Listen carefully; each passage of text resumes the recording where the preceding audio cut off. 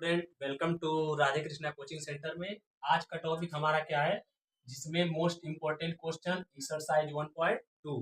ठीक है, 1.2 में आपका सबसे मोस्ट इंपॉर्टेंट जो दिया गया है, पहला क्वेश्चन, सिद्ध कीजिए कि अंडर रूट 5 एक अपरिमेय संख्या है। तो इस तरह को सवाल को करने के लिए आपको क्या करना है, इसके अपोजिट चलना है। अपोजिट यहाँ पर अपरिमेय दिया है तो आपको परिमेय मानना है।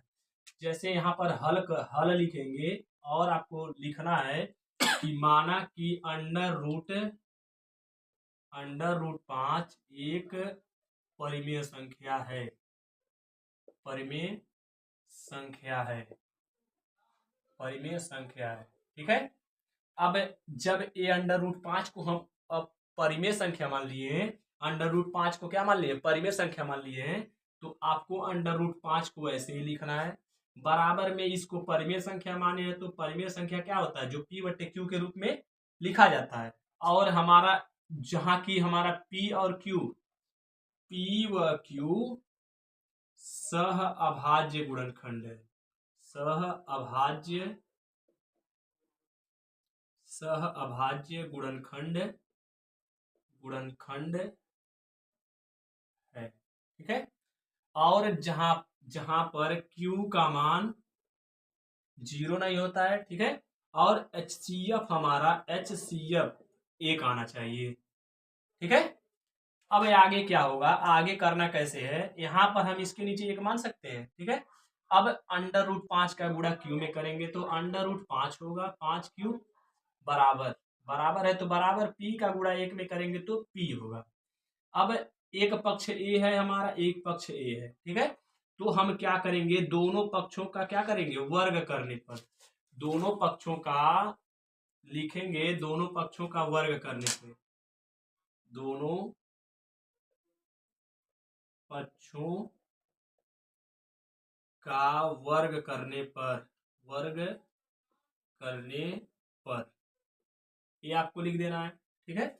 अब दोनों पक्षों का वर्ग करिए, अंडर रूट 5Q का वर्ग करेंगे, बराबर है तो बराबर P का वर्ग करेंगे, P स्क्वायर। ठीक है। अंडर रूट 5 का वर्ग करेंगे तो हमारा 5 बचेगा, और Q का वर्ग करेंगे तो Q स्क्वायर होगा, बराबर में P स्क्वायर। ठीक है। अब यहाँ पर करना क्या है, चूंकि हम ए इसके साथ गुणा कर रहा है 5, तो उधर जाएगा तो भाग करेगा।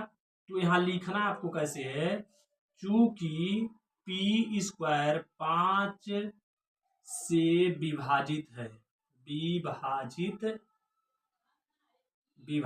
है, इसलिए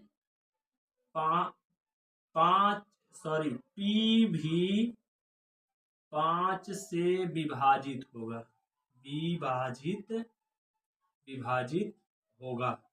विभाजित होगा। ठीक है। जब इसको हम उधर लिखेंगे, ये हमारा गुणा कर रहा है, उधर जाएगा तो हमारा क्या करेगा, भाग करेगा। तो 5 जब इसको विभाजित कर सकता है तो P स्क्वायर जो है, P स्क्वायर 5 से विभाजित होगा, तो जो P स्क्वायर 5 से विभाजित होगा, 5 भी P स्क्वायर से क्या होगा, विभाजित होगा। ठीक है। अब ये आपको क्या करना है, इसको समीकरण 1 मान लीजिए। ठीक है। अब इसके आगे कर रहे हैं हम, अब माना, यहाँ पर लिखिएगा, माना कि P बराबर हमारा क्या है, 5M। ठीक है। अब P का मान समीकरण 1 में रखने पर, ठीक है।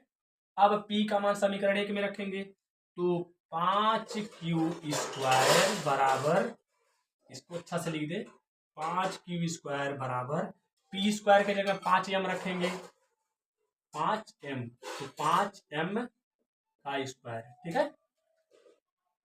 5Q स्क्वायर बराबर 5 पचे 25 होगा, और M का वर्ग करेंगे तो M स्क्वायर। ठीक है। 5 एकम ना 5 और 5 पाँचे 25, Q स्क्वायर बराबर हमारा कितना होगा, 5M स्क्वायर। ठीक है। अब लिखना क्या है, यहाँ पर इसके साथ 5M स्क्वायर के साथ गुणा कर रहा है, इधर आएगा तो 5 क्या करेगा, भाग करेगा। तो आपको लिखना क्या है, Q स्क्वायर 5 से विभाजित है, 5 से विभाजित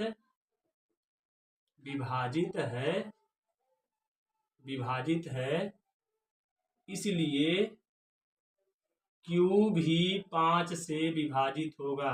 क्यू भी 5 से विभाजित होगा। अतः यहां लिख लीजिएगा, अतः हमारे द्वारा की गई कल्पना गलत सिद्ध होता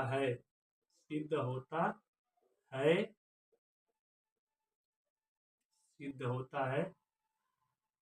अतः √5 एक अपरिमेय संख्या है। बस इतना आपको लिखना है। आई होप कि आपको अच्छे तरह से समझ में आ गया है। ठीक है, इसको आप अच्छा से नोट कर लीजिए, इसको प्रैक्टिस करिए। जितना प्रैक्टिस करेंगे आपके लिए बेटर रहेगा। ठीक है।